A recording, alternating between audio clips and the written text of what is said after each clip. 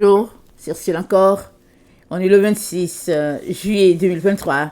Alors, je viens sur la trompette aujourd'hui encore et je viens proclamer le retour de notre Seigneur Jésus-Christ.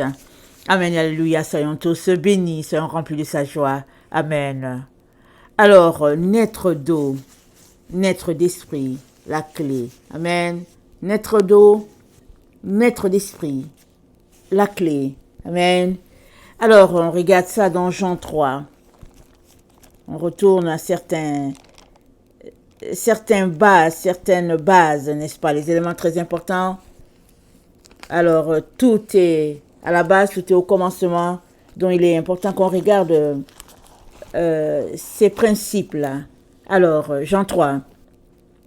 Mais il eut un homme d'entre les pharisiens, nommé Nicodème, un chef des Juifs, qui vint lui auprès de Jésus de nuit et lui dit, « Rabbi, nous savons que tu es un docteur venu de Dieu, car personne ne peut faire ces miracles que tu fais si Dieu n'est avec lui. » Jésus lui répondit, « en vérité, je te le dis, si un homme ne naît de nouveau, il ne peut voir le royaume de Dieu. » Nicodème lui dit, « Comment un homme peut-il naître quand il est vieux?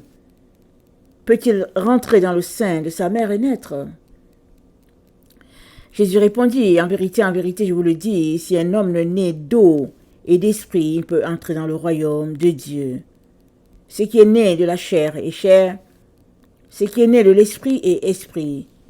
Ne t'étonne pas que je t'ai dit, il faut que vous naissiez de nouveau.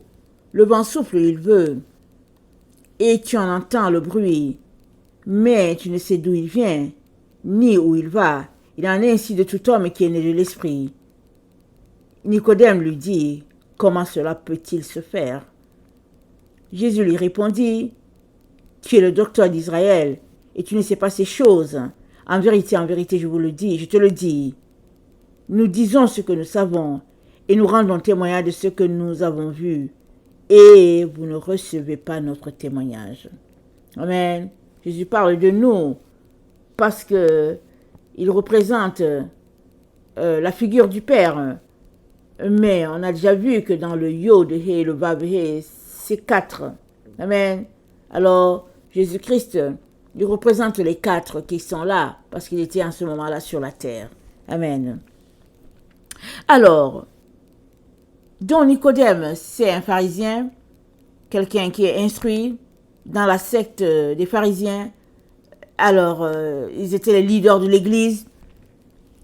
Et il est rentré en lui-même dans son coin. Amen. On n'a pas les détails, mais on sait qu'il est rentré en lui-même parce qu'il s'est levé de nuit pour venir voir Jésus. En Israël, toutes les autorités religieuses portaient les habits qui indiquaient leur position, la classe là où ils étaient. Donc, avec les différentes franges, on pouvait savoir quel était ton rang. Il y en avait qui avaient une frange, il y avait d'autres qui avaient 2, il y avait d'autres qui avaient 3. Objet d'orgueil. Voilà, un peu de fierté. Et on t'identifiait avec tes franges. Alors, aussi, ses collègues pouvaient le voir. Les voisins allaient le voir. Et le bruit allait courir que Nicodème est allé à l'endroit où demeure Jésus. Il est venu de nuit. Amen. Nicodème est allé de nuit pour voir Jésus. Quelle sagesse. C'est sûr qu'il a tourné et retourné sa stratégie pendant longtemps avant de dire, voilà comment je vais me comporter. Dans la nuit, on ne sait pas qui est qui, surtout que dans ce temps-là, il n'y avait pas l'électricité, les lampadaires, tout ça, il n'y avait pas tout ça. Alors, il pouvait juste porter un habit simple, son habit de maison, et personne n'aurait su qui il est. Alors, il est venu voir Jésus, et Jésus-Christ lui répondit, parce qu'il vient, il lui dit, « Personne ne peut faire ce que tu fais si Dieu n'est avec lui. » Premier constat de vérité. Tu as besoin de faire ce constat-là dans ta vie. Tu as besoin de faire une séparation claire et nette entre la vérité et le mensonge, entre le vrai et le faux, entre la lumière et les ténèbres. Tu as besoin. Parce que si tu ne réussis pas à séparer la vérité du mensonge, tu seras emporté par le mensonge parce qu'on est dans le temps des contrefaçons. Amen. On est dans le temps là où il y a les contrefaçons. Ceux-là qui sont la lumière, ils sont qualifiés d'avoir la ténèbre. Ceux-là qui ont les ténèbres, ils sont qualifiés d'avoir la lumière. On est dans le temps où le bien est appelé mal, le mal est appelé bien. Tout est renversé, upside down. Tout est renversé. Mais, quelqu'un qui invoque le Seigneur, qui veut connaître la vérité, s'il vient devant Dieu, jour, nuit, tout le temps, le Seigneur va finir par lui donner de trancher et de savoir où est la véritable lumière et où est la fausse. Alors Nicodème est arrivé à cette conclusion-là que c'est pas possible de faire ce que Jésus-Christ faisait s'il n'était pas de Dieu. Peut-être même il a passé son temps à argumenter avec ses collègues pour leur dire « celui-là, c'est celui que nous attendons ». Parce que les Écritures disent que le Messie, quand il viendra, il guérira de la lèpre, il délivrera des démons, il chassera les démons, il guérira de toute maladie. Et en ce temps, on savait qu'il y avait des maladies incurables, comme la lèpre. Quand tu l'avais, ben voilà, on t'isolait de ta famille et puis c'était fini. Et les gens possédés, on sait l'histoire de l'homme de Gadara qui habitait, voilà, dans, comment on appelle ça, dans les cimetières. Et il était lié, attaché avec des chaînes. Et il réussissait à briser ces chaînes-là. Il ne vivait pas du tout là où il y avait les humains. Parce que légions l'habitaient. Amen. Des légions l'habitaient. Jésus-Christ l'a délivré. Vous allez lire ça dans Marc 5. Jésus-Christ est allé, il l'a délivré. Et il l'a laissé aller. Alors, des choses comme ça ne peut pas se cacher. Alors Nicodème vient donc voir Jésus pour lui dire, tu viens de Dieu. Ce n'est pas possible que tu ne puisses pas venir de Dieu et que tu fasses ce que tu fais. Ce n'est pas possible. Donc à partir de là, Jésus-Christ lui dit, si un homme ne naît d'eau, si un homme ne naît de nouveau, il ne peut voir le royaume de Dieu. Alors, certainement Jésus-Christ l'attendait parce que Jésus-Christ avait la connaissance, n'est-ce pas? Alors Jésus-Christ lui dit, c'est bien ton constat, c'est très bien. J'analyse ce que Jésus-Christ a dit, ok? Alors Jésus-Christ lui dit, c'est bien ton constat, mais tu as besoin de naître de nouveau si tu veux entrer dans le royaume de Dieu. C'est déjà une chose de constater que voici la vérité qui est ici, voici le mensonge qui est là. Alléluia, amen. Mais tout cela ne changera rien à ta vie si toi-même, tu ne te lèves pas pour changer les choses de manière à devenir une nouvelle personne. Amen. Verset 4, Nicodème lui dit, comment un homme peut-il naître quand il est vieux? Peut-il rentrer dans le sein de sa mère et naître? Alors, je suis allée lire ce passage dans la Bible en hébreu. Amen. La Bible en hébreu traduit en anglais.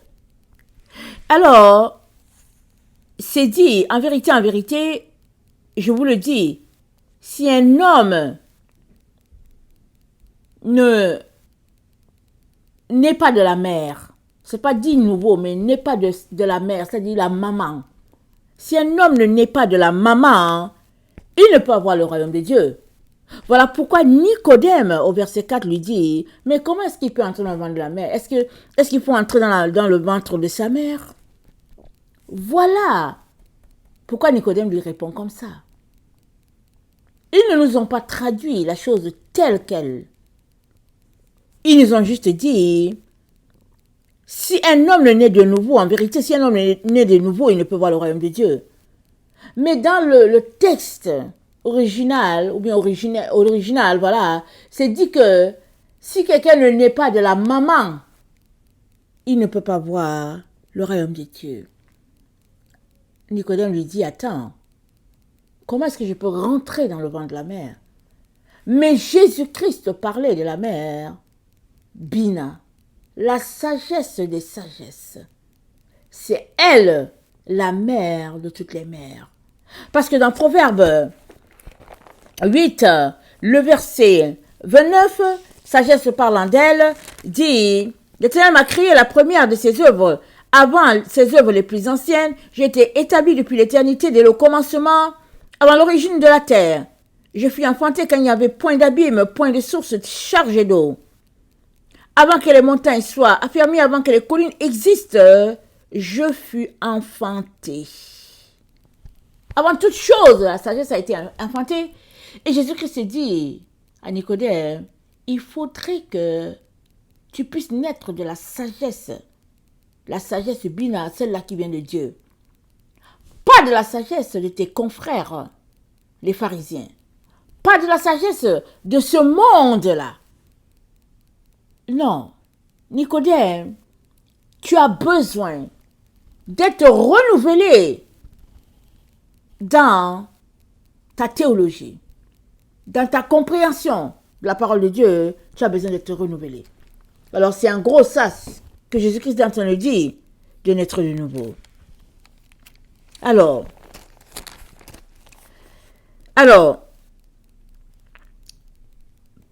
Nicodème lui dit, peut-il rentrer dans le sein de sa mère et naître? Jésus-Christ répondit, en vérité, je vous le dis, si un homme ne naît d'eau et d'esprit, il ne peut voir le royaume de Dieu. Ce qui est né de la chair est chair, ce qui est né de l'esprit est esprit. Amen. Alors,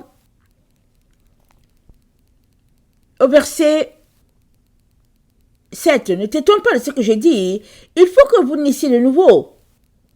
Le vent souffle où il veut, et on entend le bruit, mais on sait d'où il vient ni où il va.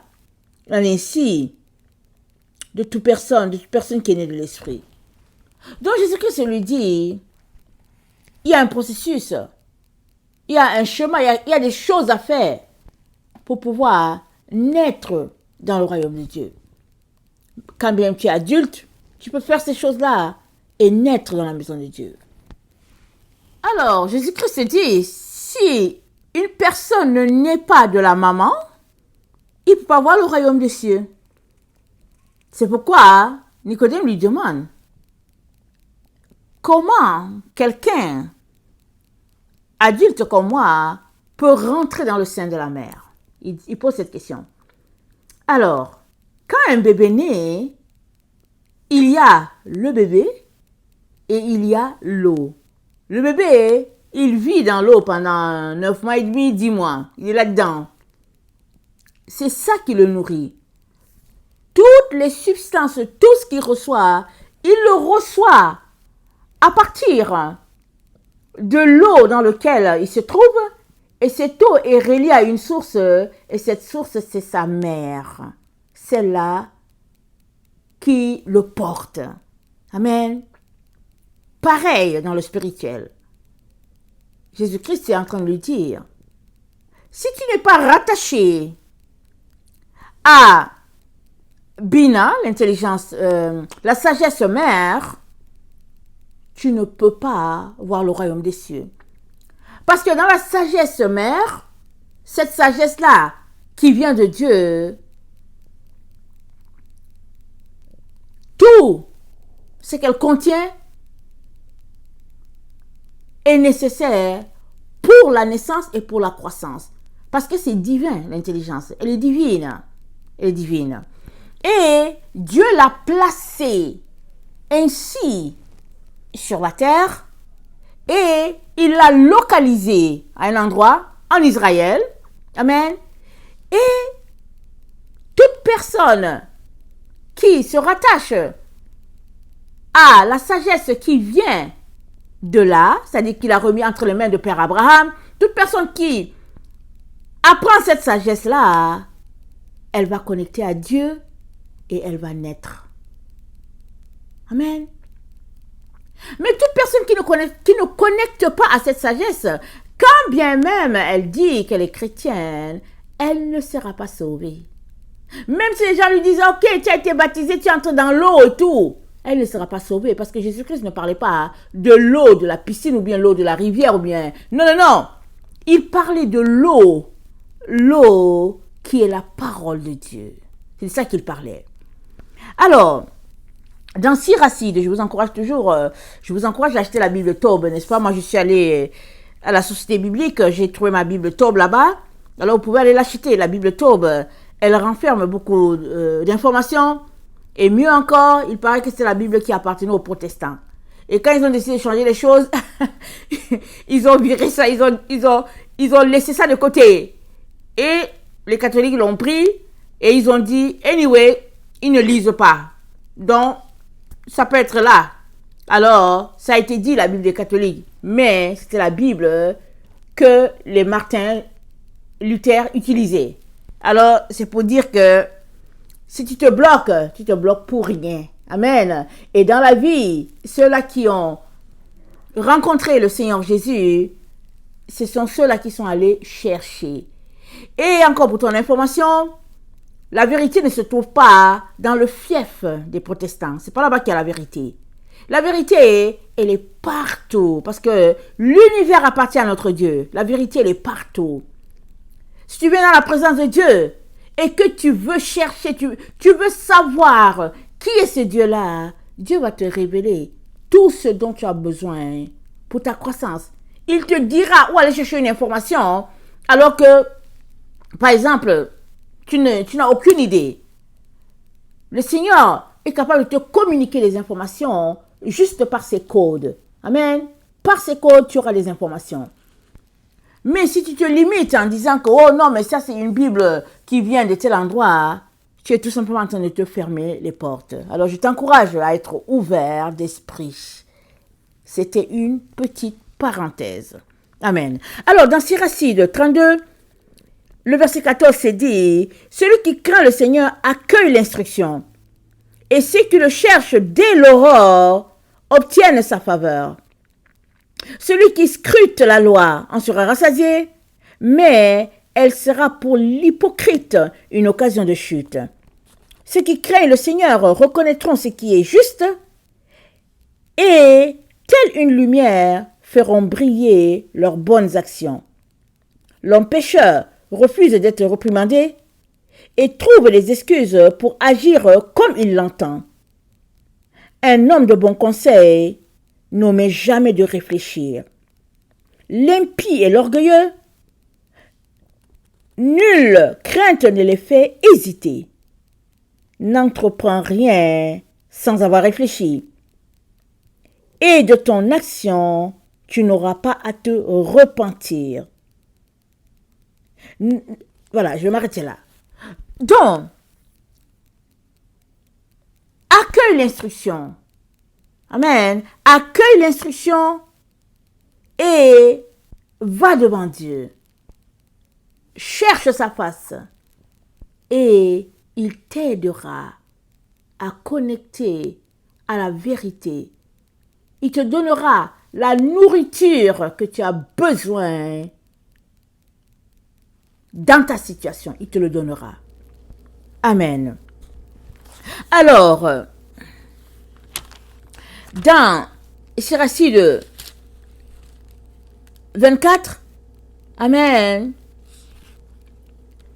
au verset 9, c'est dit de la sagesse Bina, c'est dit, avant que le temps ne commence, il m'a créé, et pour les siècles, je ne cesserai pas d'exister. Dans la demeure sainte, j'ai officié en sa présence, et c'est ainsi qu'en Sion, je me suis fixé. Dans la ville bien-aimée, il m'a aussi fait reposer, et dans Jérusalem, j'exerce mon empire. Je me suis enraciné dans un peuple illustre. Dans la portion du Seigneur se trouve mon patrimoine. Amen. Donc, le patrimoine de la sagesse se trouve dans la portion du Seigneur. Et la portion du Seigneur, c'est quoi? C'est Jacob. C'est Israël. C'est là la portion du Seigneur. Dieu l'a dit à Abraham. D'Abraham est venu Isaac. De Isaac, Ésaü et Jacob. Et puis, Jacob a reçu la bénédiction. Et c'est par là. Donc, la portion de notre Dieu se trouve dans la sagesse qui vient, amen, d'Israël. Tu as besoin de te connecter là. Voilà pourquoi il dit à Nicodème, si un homme ne naît de la maman, il ne peut pas voir le royaume des cieux. Parce que la maman, c'est la sagesse divine, la mère sagesse, la sagesse supérieure, et elle a été logée en Israël. Alors, elle a été logée là, tu as l'information, mais si tu dédaignes l'instruction, tu n'es pas avancé non plus. Donc, tu as besoin d'accueillir l'instruction, et avec ces deux informations, tu peux aller devant Dieu, et il va t'aider. Donc, la mère supérieure, la sagesse, c'est elle, la mère, c'est de là qu'on est, alors qu'on est connecté. Et dans le psaume 36, amen, dans le psaume 36, le verset 8, voilà ce qui est dit, le psaume 36.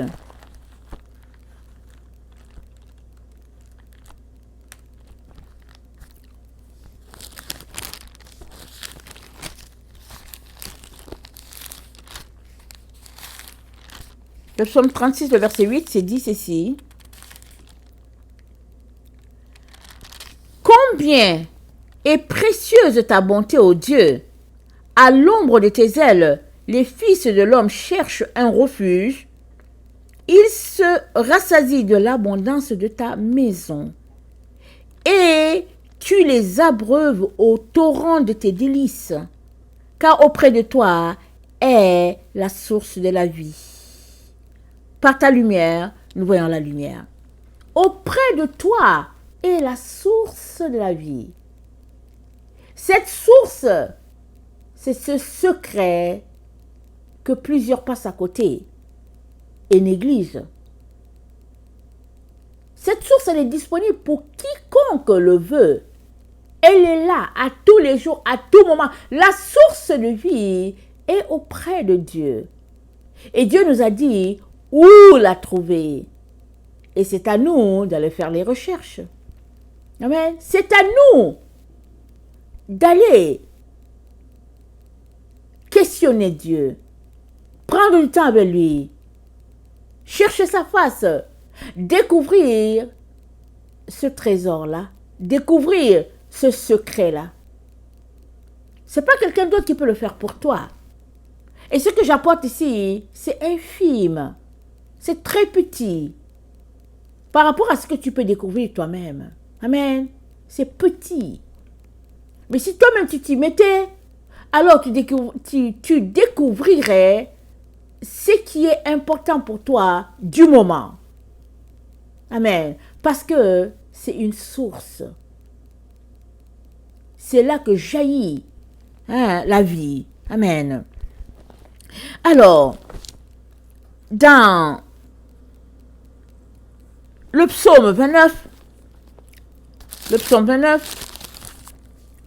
au verset 3, c'est dit, la voix de l'Éternel retentit sur les eaux, le Dieu de gloire fait gronder le tonnerre, l'Éternel est sur les grandes eaux.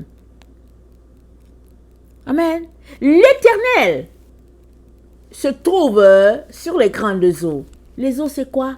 C'est la parole de Dieu.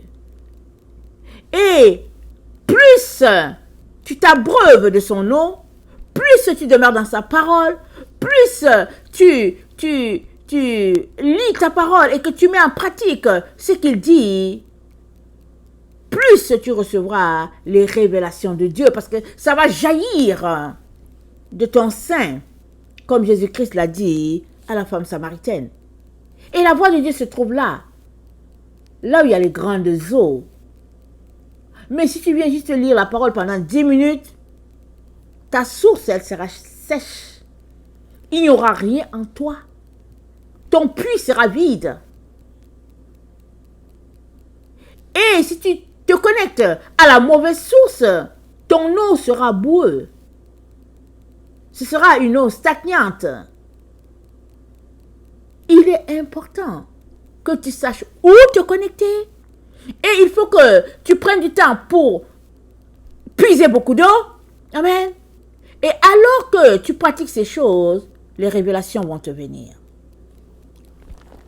Jean 4.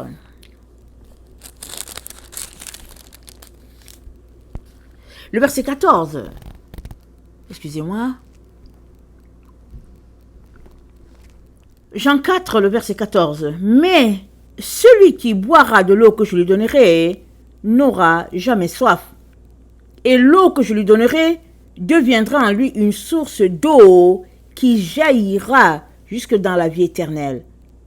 La femme lui dit, Seigneur, donne-moi cette eau afin que je n'ai plus soif et que je ne vienne plus puiser ici.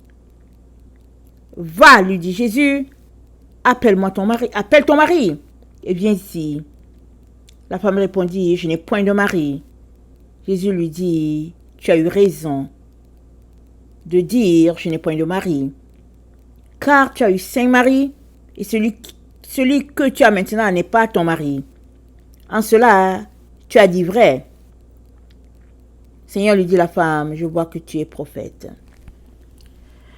Donc, Jésus-Christ lui dit, l'eau que lui, il donne, c'est une eau qui désaltère à vie.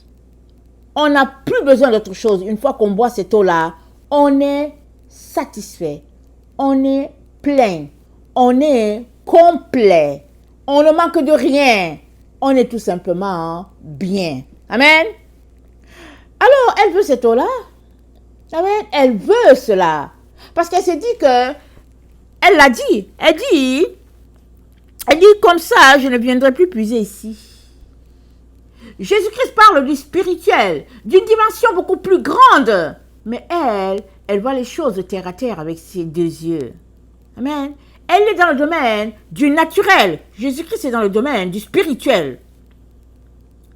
Mais elle veut l'eau. Et Jésus-Christ lui dit, si tu veux arriver à cette dimension-là du spirituel, alors arrête de chercher ta satisfaction dans les hommes. Amen. On peut le résumer comme ça. Pour elle, c'était les hommes. Elle a eu 5 maris. Elle avait qu'un 6e et ce n'est pas le sien. Donc, c'était ça son problème à elle. Mais, pour toi, ça peut être autre chose. Ça peut être que ton problème, c'est la télévision. Ça peut être que ton problème sont les chaussures, les sacs. Ça peut être que ton problème, c'est les voyages. Ça peut être que ton problème, c'est les magazines, les journaux, les balades. Et puis, on n'en finit plus. Amen. Alors, il faut à tout prix que tu ailles voir quelque chose sur Facebook, là, à tout prix pour savoir qu'est-ce qui est arrivé. WhatsApp, et puis on passe. Il se pourrait que ce soit ça ton problème. Ou bien ton problème, c'est ta famille. C'est ça qui fait que tu n'arrives pas à connecter à une dimension supérieure. Parce que tu es pris dans les terre à terre. Tu es là. Mais Jésus-Christ veut t'amener plus loin. Alors, il va percer l'abcès chez la femme samaritaine. Il lui dit, va appeler ton mari. Il perce l'abcès. Il perce la chose qui la bloque. Mais, permets-tu à Jésus de percer ton abcès à toi? Amen. Permets-tu à Jésus-Christ de toucher ce qui te bloque d'être intime à lui? Souvent, on ne veut pas. On ne veut pas que Jésus-Christ y touche. On essaie de cacher cela. Mais la Bible dit, celui qui cache ses fautes ne prospère pas. Le psaume de David. qui cache ses transgressions, ne progresse pas. Alors, il se pourrait que ça ne soit pas un péché en tant que tel, mais il se pourrait que ça soit un vice, une envie, et puis une petite gourmandise. Qu'est-ce que j'en sais? Toi, tu sais. Ce qui fait que tu n'arrives pas à connecter à Jésus. Il se pourrait que ce soit juste la personne avec qui tu partages tout, qui bloque, qui mine ta vie tout entière, et tu ne vas nulle part. Il se pourrait.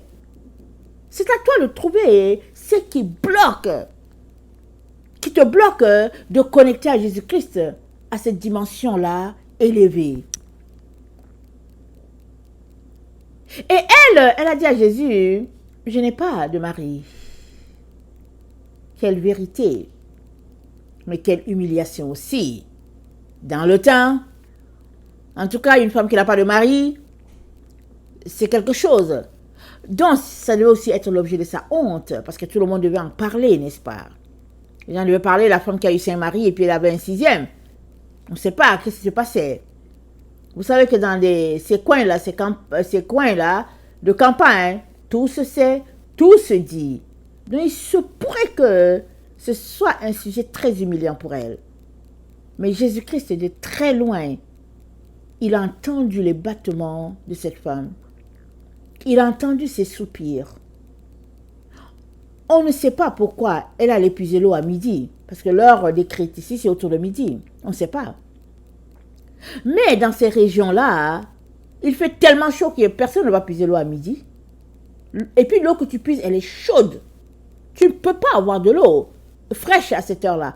Par contre, si tu vas puiser ton eau à 5h, 6h, voilà, la brise a déjà commencé à souffler, le soleil s'est un peu retiré et tu pourras avoir de l'eau fraîche. Mais quand une femme va au puits à cette heure-là, c'est très souvent elle ne veut pas rencontrer les gens, ou bien elle a fait elle a des histoires avec tout le monde, et puis voilà, elle va à un moment où il n'y a presque personne. Pour se moquer d'elle, pour la ridiculiser, et puis ben voilà. Et Jésus-Christ a vu les soupirs de cette femme-là, et il est venu. La Bible nous dit que il fallait qu'il passe par la Samarie. C'est ça qui s'est dit. Mais quand on va lire dans les commentaires, c'est dit que un vrai juif ne passait pas par la Samarie. Ils ont dit que les Samaritains sont impurs parce qu'ils sont cousins. Ils sont cousins. Les Samaritains ont choisi d'adorer le Dieu d'Abraham, mais ils adoraient aussi d'autres dieux. Les Baals, les Astartés, ils ont tout mélangé. Israël n'était pas content d'eux. Israël a dit, on ne passe pas sur votre terrain, on ne passe pas sur votre territoire, vous êtes souillés. Alors, les Israélites contournaient la Samarie pour aller à une province plus proche. Mais Jésus-Christ a dit à ses disciples, on va passer par la Samarie. Parce que il y avait une rencontre extraordinaire. Un rendez-vous divin. Il voulait la toucher. Il voulait la délivrer de l'objet de sa honte. C'est pareil pour toi. Il a un rendez-vous divin avec toi aujourd'hui en t'apportant ce message. Qu'est-ce qui bloque ton intimité avec lui? Qu'est-ce qui t'empêche de le rencontrer à une dimension supérieure? C'est quoi qui t'empêche? Parce que tu es toujours là, dans le terre-à-terre. Dans les petites choses là. C'est-à-dire, tu as dépassé le stade d'être là. Là où il y a du lait, tu es toujours là dans le lait. Jésus-Christ veut t'amener là où il y a du solide, mais toi tu es toujours là. Il y a certainement quelque chose qui te bloque. Jésus-Christ veut toucher cela. Il veut que tu le lui apportes, malgré ta honte. Il veut parce que anyway, lui, il a déjà tout vu, il sait tout. Mais toi, veux-tu te découvrir devant lui? Il te connaît, il sait tout de toi, il n'y a rien que tu puisses te cacher. Mais veux-tu le laisser entrer dans ta chambre pour qu'il puisse te pointer et ça, poubelle? Es-tu prêt? Es-tu prête? Souvent, on aime Jésus, mais on ne veut pas qu'il touche à nos affaires. On dit, Jésus-Christ, on t'aime, bisous, Mais, touche pas. Et Jésus-Christ ne pourra rien. Amen. Alors, il dit à la femme samaritaine, donc, voilà, ton problème, c'est au niveau des hommes. Tu cherches ta satisfaction là-dedans. Parce que tu cherches à combler quelque chose. Mais ce n'est pas là-dedans que tu vas l'avoir. Amen. Ce n'est pas là-dedans que tu vas l'avoir. Parce que, il dit, l'heure est déjà là où les adorateurs adorent Dieu en esprit et en vérité. En esprit. C'est-à-dire, avec toute ta personne, tout ton être pris, captivé par Dieu. C'est comme ça que tu peux l'adorer. Ce n'est pas avec une partie avec les hommes et puis une partie dans autre chose. Souvent, on vient devant Dieu, on lui a coupé les morceaux. On a une partie avec lui, un quart, on lui dit Jésus, un quart c'est pour toi, un quart c'est pour la télévision, un quart c'est pour la famille, et puis un quart c'est pour nos lèches vitrines. Vous pouvez mettre tout ce que vous voulez dans ce qui vous garde loin de Dieu. Vous pouvez mettre tout ce que vous voulez. Jésus veut te délivrer aujourd'hui. Il le veut profondément. Toi, le veux-tu? Parce que la source est placée en toi. Tant et aussi longtemps que les déchets sont là, elle ne jaillira pas. C'est ça qu'il est en train de dire à la femme samaritaine. Il dit en toi jaillira une source qui va se répandre jusqu'à dans l'éternité. En toi, cette source, elle est là. Mais seulement, tu l'étouffes avec du terre-à-terre, avec les passions de ce monde. Tu l'étouffes. Tu cherches ta joie, ta satisfaction dans un être humain. Alors, tu les fais passer comme des vêtements. Voilà pourquoi tu n'arrives pas à connecter à cette source-là qui jaillit de ton sein. Amen. Alors, pour toi, ça sera quelque chose que le Seigneur va t'indiquer aussi, n'est-ce pas? Et je t'encourage fortement à prendre du temps avec le Seigneur. Comme je le dis souvent, si tu ne prends pas le temps avec le Seigneur, tu ne pourras pas l'entendre. Et souvent, quand on est novice dans ça, quand on commence à cheminer là-dedans, le Seigneur va durer avant de te dire quelque chose. Parce qu'il veut savoir si tu es vraiment sincère. Tu peux venir pendant des mois et ne rien entendre. Et lui, il t'observe, il est là. Il t'observe pour voir si tu es sincère dans ta nouvelle démarche. Et un jour, tu l'entendras. Amen. Mais, c'est à toi de faire silence autour de toi. Pas d'ordinateur, pas de cellulaire, pas de tablette, pas de dérangement, rien. Juste toi et Dieu. Une habitude que tu assois. Amen. À tous les jours. Une fois, 2 fois, 3 fois par jour, ça dépend de comment tu gères ton temps. Et c'est ça l'intimité dont tu as besoin pour aller de l'avant. Alors, les vrais adorateurs, amen, sont ce que Dieu demande, et les vrais adorateurs l'adorent en esprit et en vérité. C'est ça, c'est là qu'on est. Alors, dans Siracide 6, voilà ce que notre Dieu nous dit. Car la sagesse mérite bien son nom. Elle n'est visible qu'au petit nombre. Amen. On venait de parler comment Dieu a mis la sagesse en Israël, en Jacob, il a mis la sagesse. Mais de la sagesse, il est dit, elle n'est visible qu'au petit nombre. C'est-à-dire ceux-là qui prennent le temps de se retirer de tout, ceux-là vont connecter à la véritable sagesse. Amen. Alors, elle n'est visible qu'au petit nombre. Écoute mon fils et reçois mon avis. Ne rejette pas mon conseil. Mets tes pieds dans ses entraves et ton cou dans son carcan. Incline ton épaule pour la porter. Ne sois pas impatient de ses liens. Va à elle de toute ton âme et de toute ta force. Garde ses voies. Suis-la à la piste et recherche-la. Et recherche-la. Elle se fera connaître de toi. Quand tu l'auras saisie, ne la lâche pas. Car à la fin, tu trouveras en elle le repos.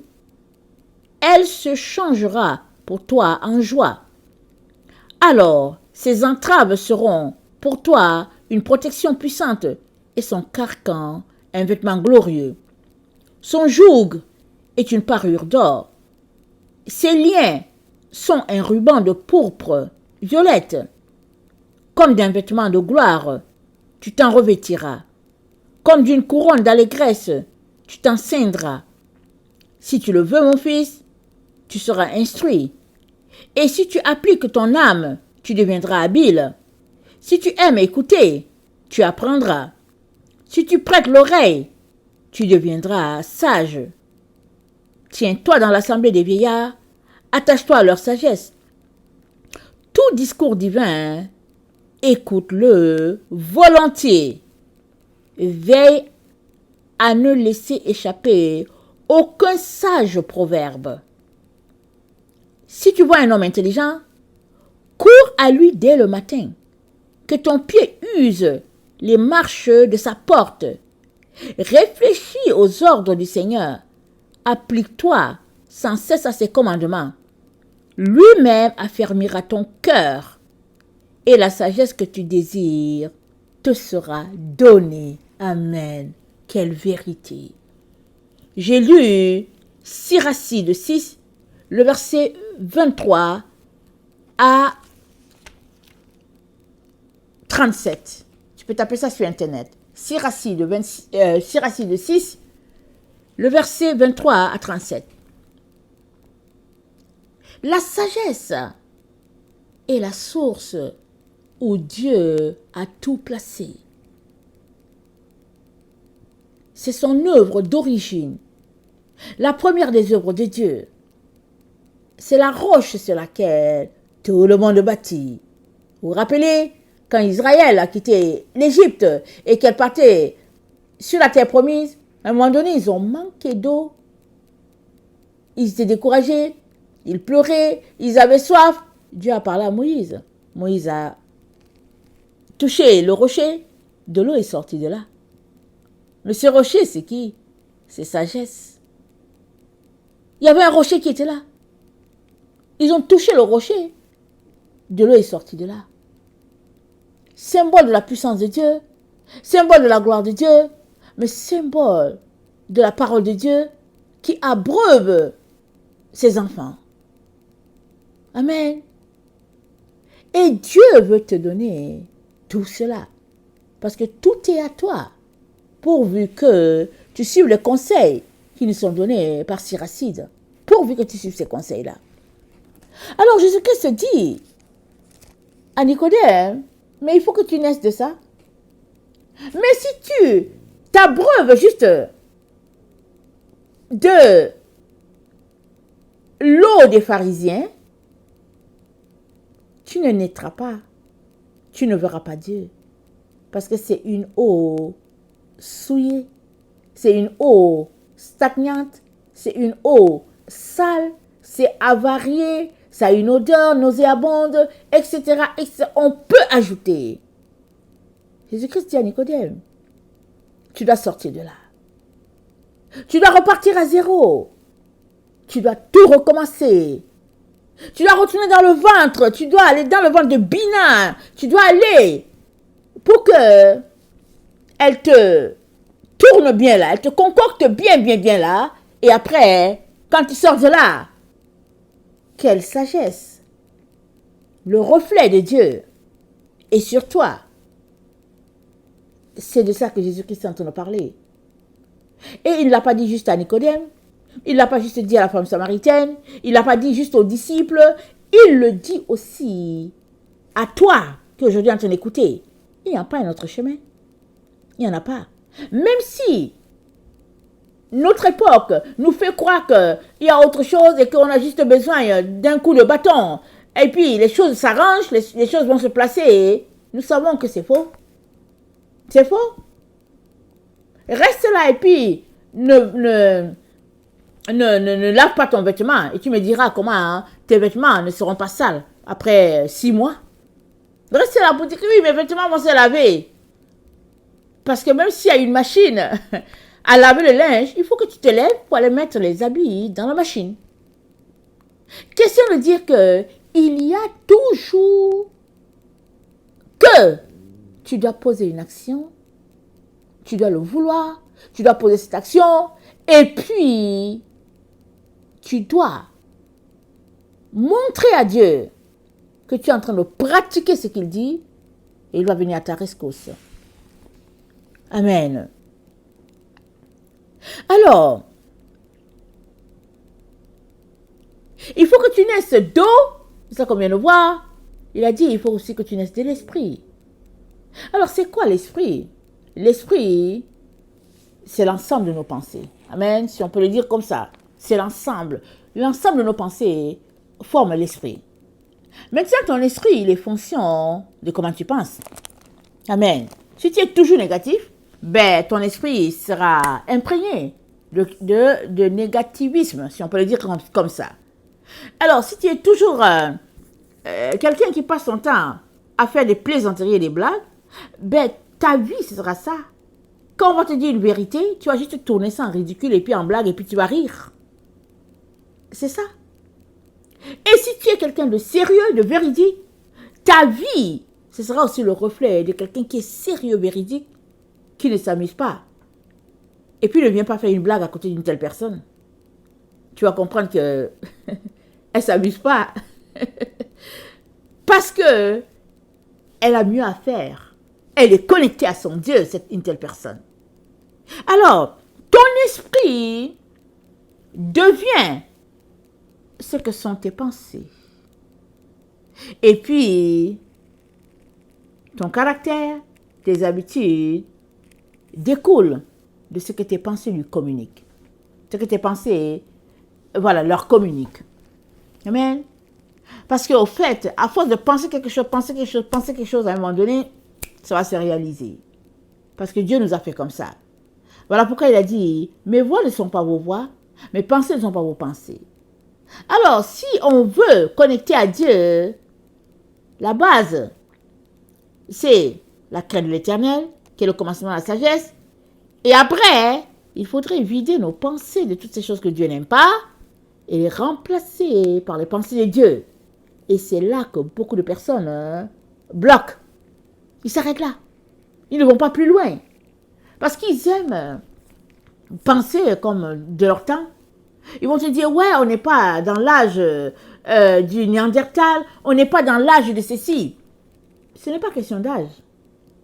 Dieu est le même, hier, aujourd'hui et toujours. Que ce soit l'âge du Néandertal, est-ce que tu étais là pour vérifier si c'était vrai? Que ce soit l'âge de lumière, peu importe les âges qu'ils ont délimités, Dieu est le même, il ne change pas. Il est vérité, il est lumière, il est exactitude, il est clarté. C'est ça qu'il est, notre Dieu.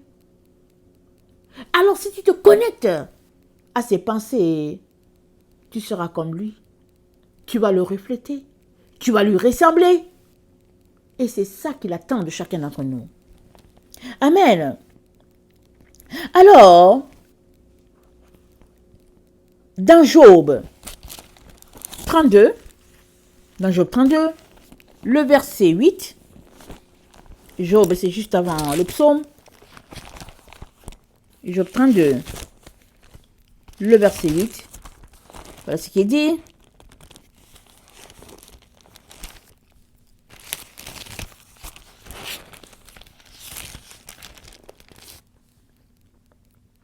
Mais en réalité, dans l'homme, c'est l'esprit, le souffle du Tout-Puissant qui donne l'intelligence.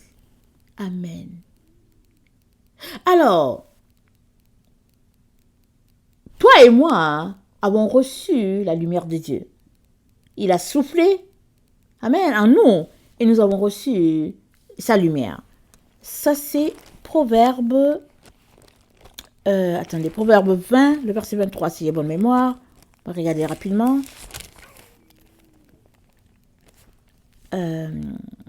Alors, le verset 27. Ok? Proverbe 20, le verset 27.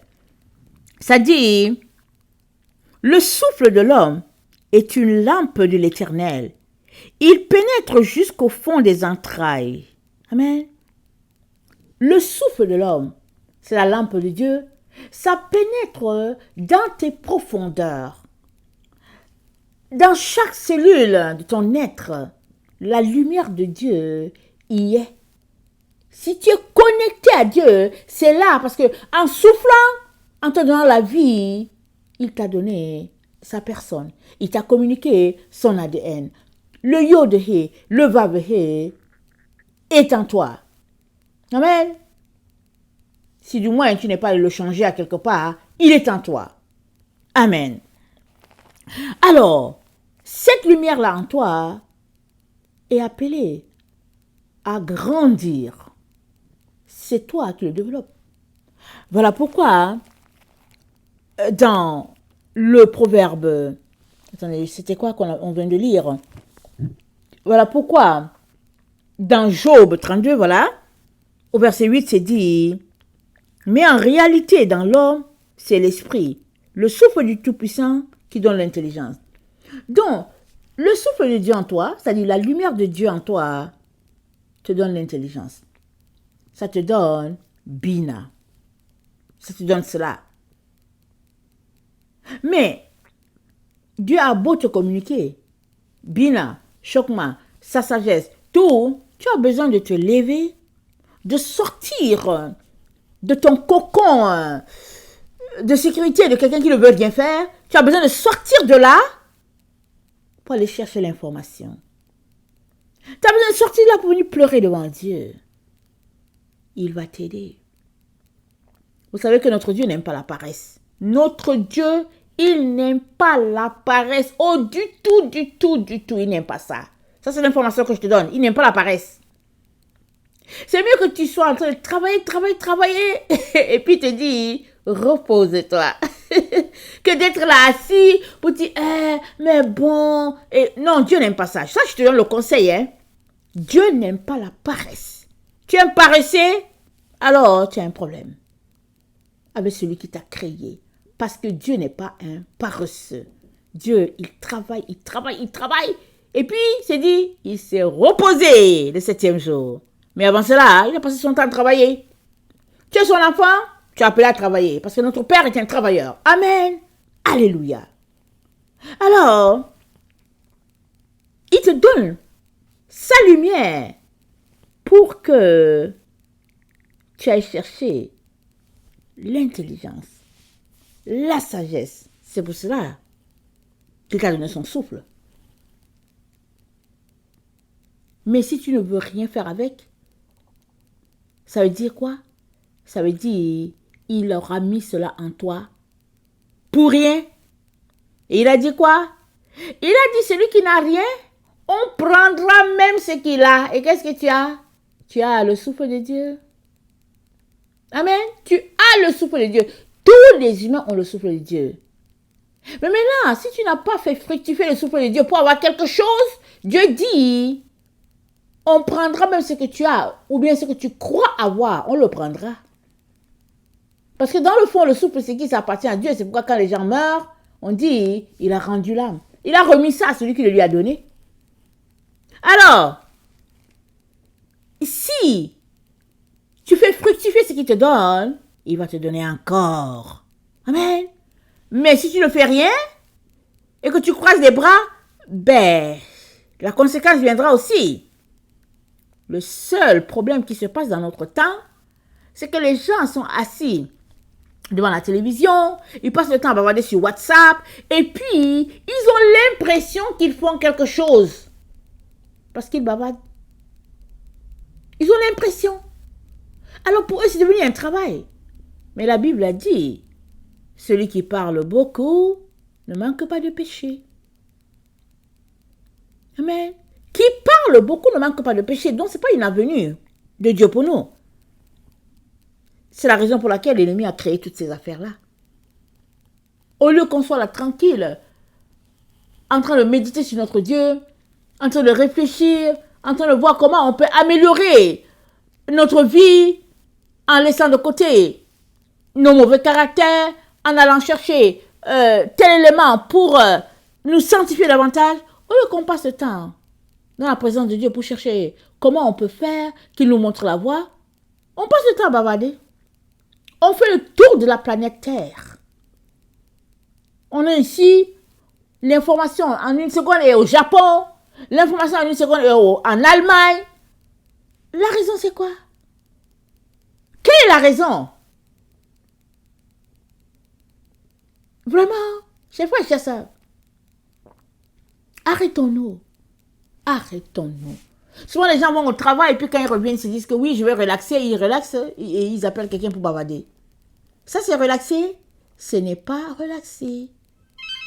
C'est péché. Dans 4 Esdras, au verset... dans 4 Esdras 7, le prophète nous dit, au verset 64, 4 Esdras 7, au verset 64, il dit, mais en réalité, la pensée se développe avec nous, et c'est pourquoi nous sommes à la torture, puisque c'est en pleine conscience que nous périssons. Nous périssons en pleine conscience. C'est très fort ce qui est dit ici. La parole de Dieu nous dit de parler peu. Mais on a les appareils qui sont là. Et il nous invite à les prendre, comme le téléphone qui vient de sonner. Il nous invite à les prendre. Alors on prend le téléphone et dit non, je suis fatigué, je vais juste appeler quelqu'un pour relaxer. Mais la Bible dit, parle pas beaucoup. Tu es en train d'accumuler les péchés. Mais c'est gratuit. Mais ce ne sera pas long. Et puis, on se met à parler, on se met à parler, on se met à parler. Et c'est dit, c'est en pleine conscience que nous périssons. Nous savons que ce qui est là, ce n'est pas bien. Mais on justifie en disant, mais quand même, j'ai passé la journée à travailler.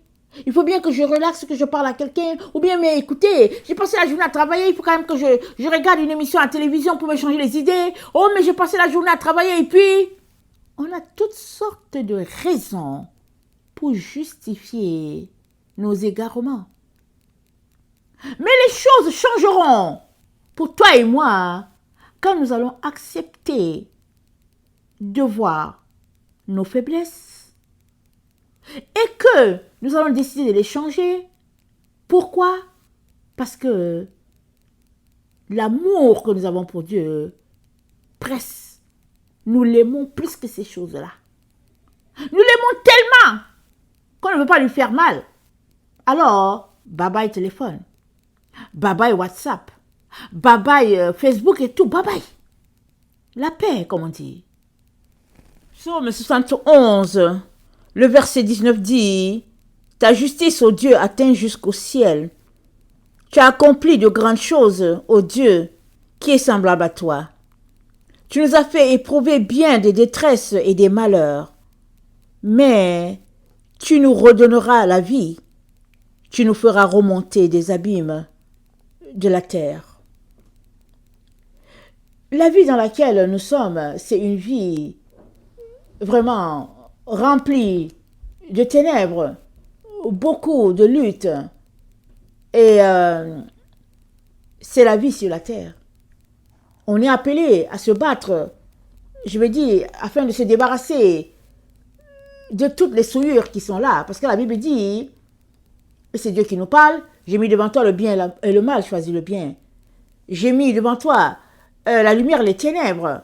C'est moi qui fais ces choses-là. Donc, ça dit, Dieu a établi le monde sur une dualité. Il y a le noir, il y a le blanc, le ténèbre, la lumière, la bonté, et puis la méchanceté, et etc. Tout est bâti ainsi afin d'avoir cet équilibre-là. Maintenant, toi, qui es l'enfant de Dieu, qui es l'enfant de lumière, tu dois t'accorder avec ton Dieu pour demeurer sur la voie de la justice, la voie de la lumière. Et la justice de Dieu agit sur la terre. Elle travaille, elle œuvre de manière à séparer les bons éléments des mauvais. À cause de l'erreur ou bien de la faille, ou je ne sais pas comment le dire, dans Genèse 3, à cause de cette erreur-là, cette faille-là qui est là, si bien que les enfants de lumière vont se retrouver dans la lumière et les enfants de ténèbres vont se retrouver du côté des ténèbres. Et cette séparation-là est importante, elle est nécessaire. C'est ça que Dieu a établi à l'origine. Et avec l'adversaire, finalement, les choses sont placées comme si il y a une voie de milieu, mais au fait, il n'y a pas une voie de milieu. Il y a le bien et il y a le mal. Il y a la lumière et puis il y a les ténèbres. Et Dieu agit de manière à appliquer sa justice dans nos actions. Alors, pendant qu'il établit la sécurité, c'est beaucoup de détresse, n'est-ce pas, en nous. Mais le psaume dit, mais tu nous redonneras la vie, psaume 71, verset 20, mais tu nous redonneras la vie, tu nous feras remonter des abîmes de la terre. Amen. Tout ça, ça prendra fin. C'est une étape pour notre pèlerinage sur la terre. C'est une étape. Armons-nous de patience et de courage pour choisir la voie de la lumière, parce qu'on sait que vient un temps où on va demeurer dans la lumière constante avec Dieu. Ne nous souillons pas avec la voie du mal. Restons sur la voie de la lumière.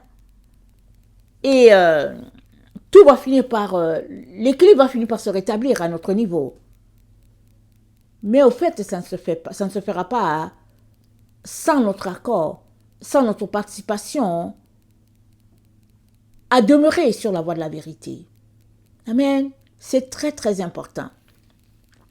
Alors, naître d'eau, naître d'esprit, c'est la clé pour demeurer sur la voie de la lumière.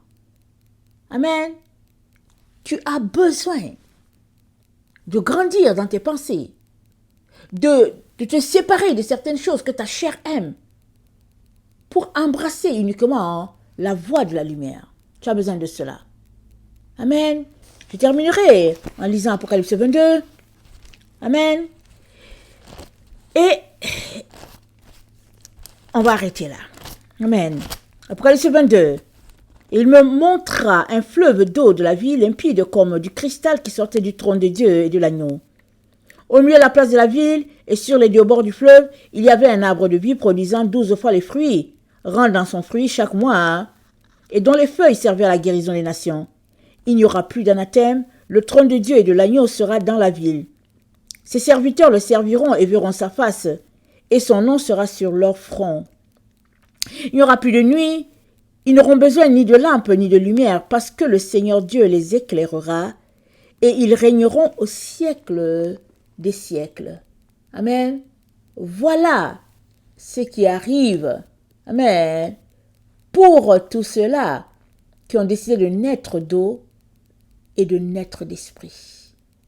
C'est la condition pour que tu te retrouves dans cet endroit-là, dans cet environnement-là, dans cet espace de temps où tout est paix, tout est bonheur, tout est clarté. Cet espace de temps-là, cet espace de temps qui est l'éternité,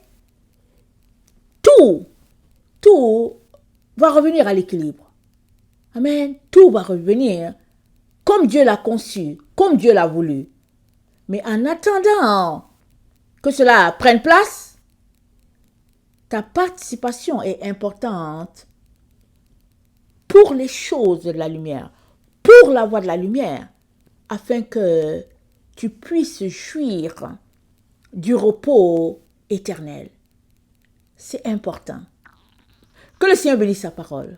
Maranatha, Jésus revient. Amen, alléluia. Soyons tous bénis. Amen.